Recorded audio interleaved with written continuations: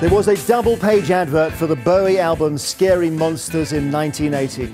Just as punk was imploding, the ad showed him dressed as a clown with the tagline, "Often copied, never equalled." And those 4 words may perfectly sum up the life and work of David Bowie. He's actually a very difficult artist to describe. He was a singer who loved mime, an actor who said he didn't enjoy the stage, a 70s star who embraced every new piece of technology. But with Bowie, the music is central. He wrote the most brilliant songs. He sang about love, God, and spaceships. He may well have been the greatest solo musician British pop has ever produced. Perhaps you only need 2 words to sum him up: rock star. Here's one fan, DJ Lauren Laverne.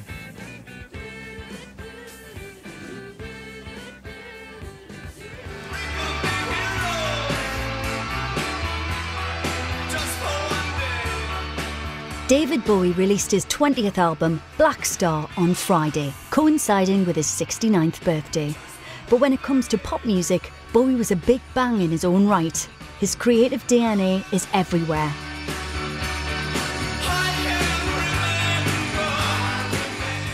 We Could Be Heroes was the refrain of his 1977 single, but the truth is that Bowie was the hero, an icon to music fans of every stripe, whose influence seemed to encompass teenage pop lovers and the musical avant-garde with equal ease.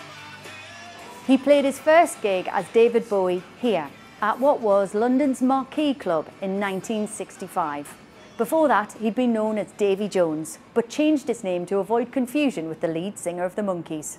It was the first rebirth in what would become a career characterised by relentless evolution. Ground control to Major Tom.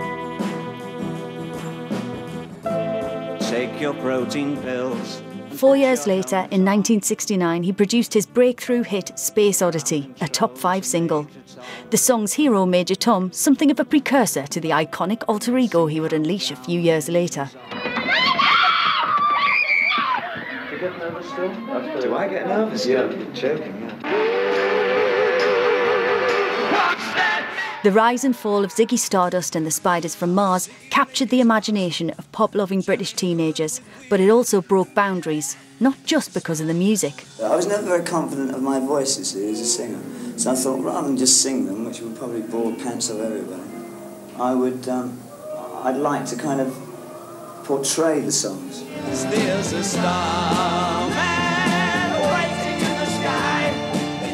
This 1972 Top of the Pops performance, featuring an androgynously dressed Bowie, his arms slung around guitarist Mick Ronson's shoulders, is cited by many as the moment the 70s exploded, bringing into Britain's living rooms a conversation the country itself wasn't yet ready to have about sexuality, gender and outsider culture.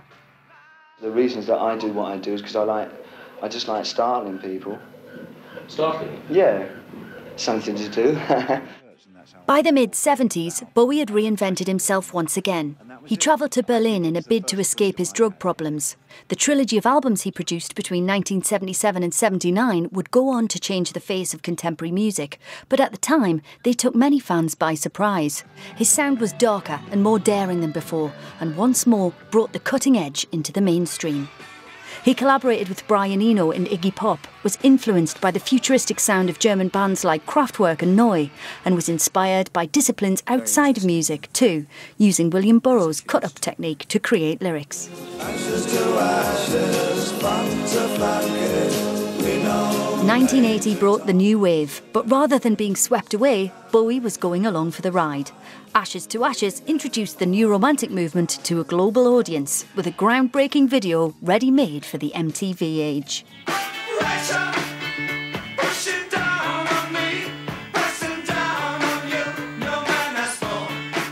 The following year, his collaboration with Queen, Under Pressure, would give him his 3rd British #1. Bowie's dark side was under control, for now. His latest sound was slick, soul-influenced and a huge commercial success.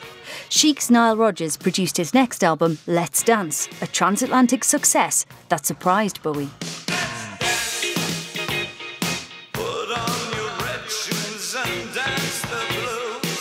His new sound was at home on huge stages. The success of his Serious Moonlight Stadium tour was followed a couple of years later by an iconic performance at 1985's Live Aid. During the 90s, his relentless creativity continued. Bowie experimented with electronic, neoclassical and industrial sounds. He worked on soundtracks and continued to perform live, including an appearance at Glastonbury Festival in 2000. But 4 years later, after suffering a heart attack on stage, Bowie withdrew from the public eye. There were rumours of ill health and occasional collaborations, but other than that, silence. Then, in 2013, came The Next Day. A hit with critics and fans alike, it saw Bowie revisiting his musical past and his old alter egos. His lyrics had acquired a new poignancy, and there was a sense of a man taking stock, making peace with his past. Look up here, I'm in heaven. Bowie's final release, Black Star, now seems like a parting gift. After the news of his death broke this morning, fans shared the lyrics to lead single Lazarus, a transcendent goodbye apparently written to be delivered posthumously. As longtime producer Tony Visconti wrote in his tribute this morning, his death was no different to his life, a work of art. Well, extraordinary images in that video, Lauren. And why do you think we've seen such a reaction today? Well, I mean, a few reasons. Obviously, it's proportionate to his influence. You know, the huge reaction just mirrors the massive influence that David Bowie had. We went on air on 6 Music this morning from 10 o'clock, and for 3 hours we just received message after message, hundreds and hundreds and hundreds of messages from listeners. I know it was similar for you over at Radio 2. And what was really interesting to me was that these are people who love all different kinds of music, and that came up frequently. Bowie, whether you were into electronic music, dance music, classical music, avant-garde music, you were just a pop fan, there was an access point for you. He was also an artist that, you know, influenced generation after generation. For many of my listeners today, we had several people talking about the way that he's tied up with their family memories. And obviously that just makes it incredibly personal. It is a personal loss to music fans, because David Bowie changed the way that we saw the world. And do you know what? Even if you're not a big music fan, he is one of those artists that has become part of British culture. There's a certain point where an artist is so kind of ingrained in who we are as a country, and obviously, you know, now we talk about soft power and what Britain actually is. He's part of our national identity, so he's a huge loss to all of us. And then the second thing is just shock. I think nobody knew this was coming. You know, there's been this really moving, poignant, reflective mood on the last 2 albums, certainly, but nobody expected this today. Thank you, Lauren Laverne. We began by talking about the music, but David Bowie was also all about the look, whether it was his album covers or sessions with photographers, the way he dressed on stage, or just when he was out and about. The image of David Bowie was always cutting edge. He was an artist for the eye as well as the ear, and he became a fashion icon, as Rebecca Jones reports. It was his sound that took him to the top of the charts, but it was his look that helped make David Bowie a star. People stare at the makeup on his face. From the mod style of his teens, through the glam rock of Ziggy Stardust, to the tailoring of the thin white Duke, David Bowie understood the importance of fashion as a means of self-expression. A 17-year-old, Davy Jones, has just founded the Society for the Prevention of Cruelty to Long-Haired Men. This was, after all, the man who, when interviewed by the BBC back in 1964, was already challenging conformity. For the last 2 years we've had comments like "darling" and "can I carry a handbag" thrown at us. I think it's just had to stop now. The photographer, Terry O'Neill, worked with him regularly. When I came to photographing him, he always provided the clothes. I mean, I always trusted him, because he would always have his look planned and what he wanted to look like, and so I went along with it. I mean, I didn't always agree with it, but I always went along with it. How did you come to photograph Elizabeth Taylor and David Bowie? When I was in LA, Liz Taylor rang me up and said, "I'd love to meet David Bowie, can you bring him down to the house?" So I brought him there, and he unfortunately was 4 hours late, and so she was on the verge of walking out. And of course, she never gave him the part in the picture, but later on, they became really, really good friends. It was impossible not to have a friendship with David Bowie once you met him. At times, he reflected total masculinity, but other times, he looked very feminine, you know, and very, you know, that was part of his appeal. You know, he's loved by men and women. I mean, everyone, I can't think of a person in my life I've met who doesn't like him, ever. A retrospective exhibition at the Victoria and Albert Museum in 2013 documented David Bowie's influence on fashion, design and sexuality. With his flamboyant makeup, clothes and hairstyles, he rejected conventional masculinity. David Bowie made it cool to be different. "I wanted to turn people on to new things and new perspectives," he once said. "I'm not content just writing songs." Rebecca Jones reporting. Because Bowie operated under so many guises, he is a very hard artist to pin down. He was Ziggy Stardust, then the Thin White Duke, and then the bleach blonde 80s pop star of Let's Dance. He had lighter pop years and serious Berlin years and everything in between. So for us, Sean Keaveney, who does The Breakfast Show on BBC Six Music, analyses just one song from the album Aladdin Sane. He's chosen Jean Genie.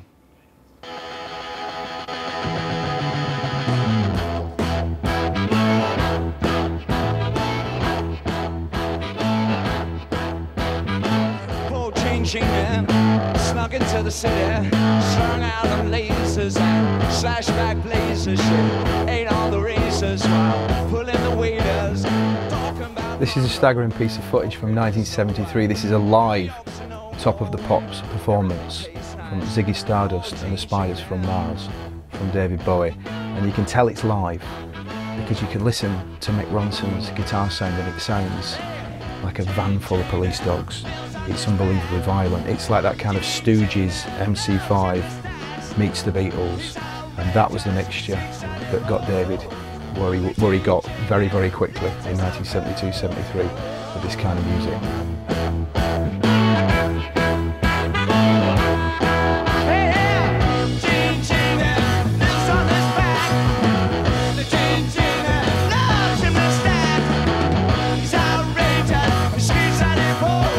Before this, rock and roll was a kind of male Provence, wasn't it? You know, here it's just ambiguous. It's up for grabs, and you just don't know. They're getting off with each other. It's possible, isn't it? It's more than possible. It looks like it to me. I love that ambiguity and that excitement of this particular clip.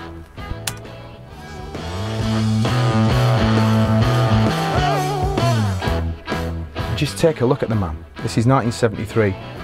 A colossal culture shock for everybody, this. The shock of the new, that's what we're seeing here. It's just a wonderful thing to see. Shirtless, total confidence.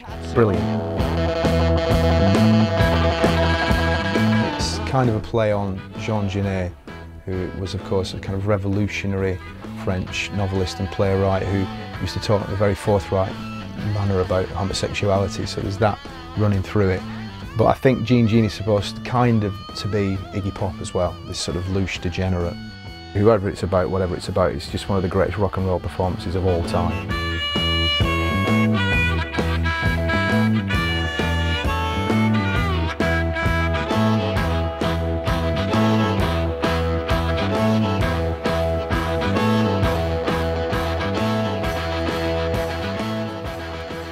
Sean Keaveney there analysing Jean Genie. Now, there has been a global reaction to the death. Bowie spent his last years and his last days in New York, and you can see now the scene outside his apartment in the Soho area of Manhattan. You can see the flowers there and well-wishers who've arrived. Radio stations are playing Bowie records, and the city very much Bowie's home now and for some years, and where he spent his final days as well. And of course, USA, the place where he forged that what was called Plastic Soul when he did his album Young Americans in 1975, the scene in New York.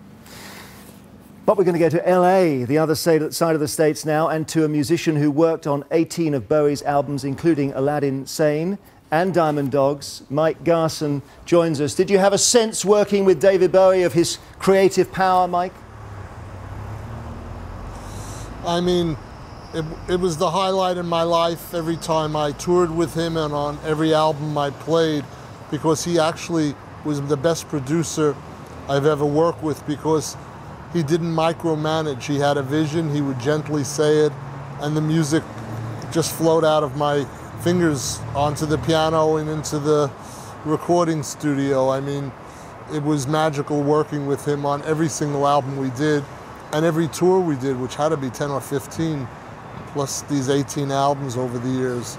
So I had the blessing to really get to create with him and co-create with him over his long stretch of time from 1972 to 2005. Well, we finished our last tour. I know it was a very long period you spent with him. Was there any particular album where he almost brought you into that creative process and you saw it happening? It happened on the Outside album, which we did in the mid-90s, because he brought in Brian Eno, myself, and Carlos, and Reeves. He wanted to sit and improvise in Montreux at the studio that Queen used to record in, and he wanted us to improvise for like 2 weeks, 4 hours a day, and then he cut that all up and made a beautiful album from that. But we were all co-composers of the music. Sterling Campbell was playing drums, and he was trying to make sure he never stayed in his comfort zone, and he made a point to say that he had some slower times in the 80s and he felt he compromised and he wanted to get back to his roots. So he called all his favorite musicians, and I was flattered to be one of them. Thank you very much, Mike Garson in Los Angeles, who played keyboards on many Bowie albums. Now, one of his biographers said Bowie's influence had altered more lives than any comparable figure. But his origins were modest in Brixton, in South London. And in his early years, he sang with a very London twang in his voice. He became such a huge global star that he's not perhaps immediately identified now with any postcode, but he was a British star. And Lucy Manning is in Brixton for us now. Lucy.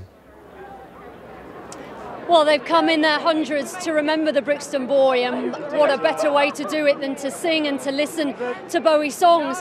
For those of us who had Bowie posters on our walls, who had the excitement of seeing him live in concert, who knew his songs as soon as they came on the radio from the first few bars, it's why his death is so significant. And if you were born in the 50s, the 60s, the 70s, the 80s, possibly even later, his appeal stretched across the generations. For the man who created the Thin White Duke and Aladdin Sane, he has gone, but the songs, well, just play them loud. I spent the day reminiscing with some Bowie fans. Now Ziggy played guitar, jamming good with weird and spiders from Mars. When Ziggy played guitar, Vivian Geit was in the audience night after night after night. When I was 15, 16, and he started on the Ziggy Stardust tour, I just thought, this is fantastic. And I spent the rest of that year and the following year, I think I managed to get to about 20, 22 dates on the Ziggy tour. I'd left school, got 3 jobs so that I could save up to go. Now Ziggy played guitar. All my old concert tickets with my precious autograph from David Bowie there. I used to look up to him. Everything that David Bowie said, I used to always want to take on board. You know, everything he did. Even when he shaved his eyebrows off, I shaved my eyebrows off, and they never ever grew back. He just, I think he was an inspiration to me.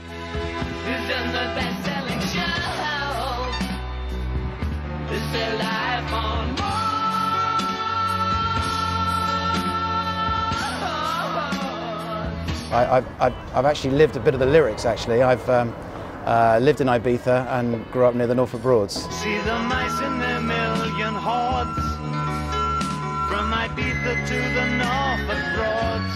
The Man of Felt Worth was actually very underrated, incredibly. I'd been crying since 7 o'clock this morning. Something died in me today at the same time as David Bowie. Growing up in dull, leafy suburban Sussex, he gave me sort of inspiration. There was a big bad world to go and see out there. He inspired me to be different, to be creative. His best teenage fan moment? Speaking to him on a radio phone-in. We all decided in the playground that the question to ask was, how did he think about Bowie lookalikes? What did he think of Bowie lookalikes? What did he think of Bowie lookalikes? He was very erudite, very charming, and said that he was glad that he could inspire people to be different.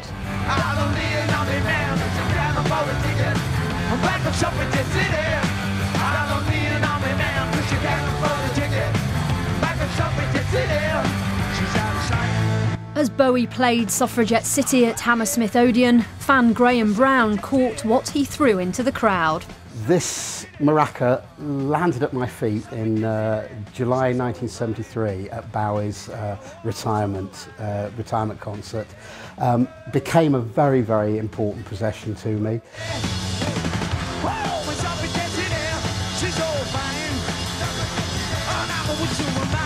So, a constant soundtrack to my life, and it's a cliche, but it's true. The voices of some fans for you. In 1976, Bowie moved to Berlin, then divided between East and West by the Berlin Wall. It was a city filled with Cold War tension, and as an artist, he evidently fed off that. He stayed for 3 years and brought out 3 albums that in places still sound hugely experimental. Among the tracks was Heroes, perhaps the standout song of the entire Bowie catalogue. The city influenced his songs years after he left, when he released the next day, in 2013, the lead single, Where Are We Now, was seen by many as a reminiscence of his days in Berlin. I wish I could swim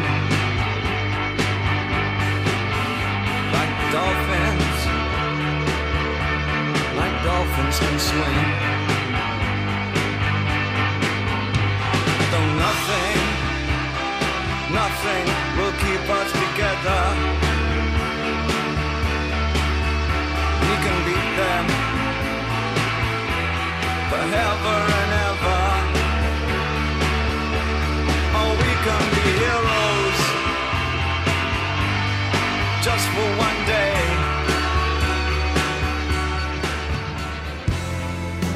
Had to get the train from Potsdamer Platz.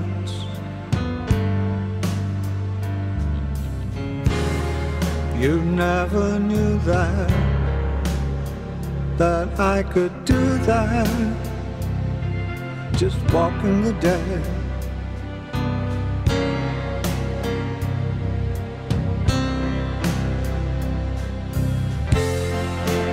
Where are we now? Where are we now?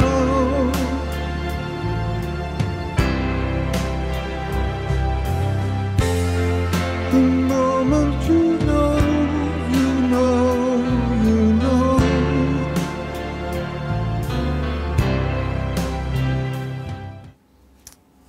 Christian Fraser is outside David Bowie's former Berlin home and joins me now. What a city in terms of Bowie's backstory, Christian.